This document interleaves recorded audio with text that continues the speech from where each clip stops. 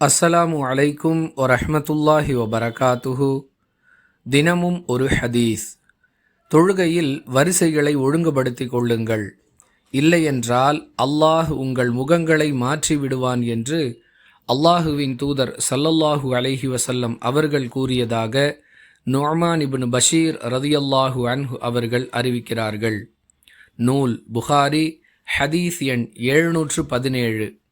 மேலும் தொழுகையில் வரிசைகளை ஒழுங்குபடுத்திக் கொள்ளுங்கள், வரிசைகளை ஒழுங்குபடுத்துவது தொழுகையை அழகுபடுத்துவதாகும் என்று அல்லாஹுவின் தூதர் ஸல்லல்லாஹு அலைஹி வஸல்லம் அவர்கள் கூறியதாக அபூ ஹுரைரா ரதியல்லாஹு அன்ஹு அவர்கள் அறிவிக்கிறார்கள்.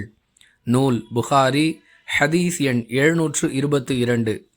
அன்பிற்குரிய அல்லாஹுவின் நல்லடியார்களே, தொழுகையில் வரிசைகளை ஒழுங்குபடுத்துவது அவசியம்.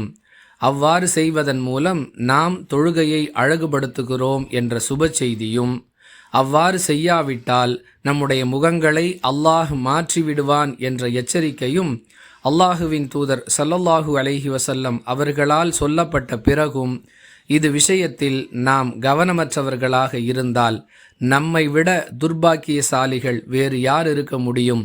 எனவே இந்த சுப செய்தியையும் எச்சரிக்கையையும் கவனத்தில் கொண்டு தொழுகையில் நம்முடைய வரிசைகளை நாம் ஒழுங்காக அமைத்து கொள்வோம்.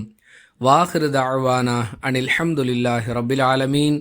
அஸ்ஸலாமு அலைக்கும் வரஹ்மத்துல்லாஹி வபரகாத்துஹு.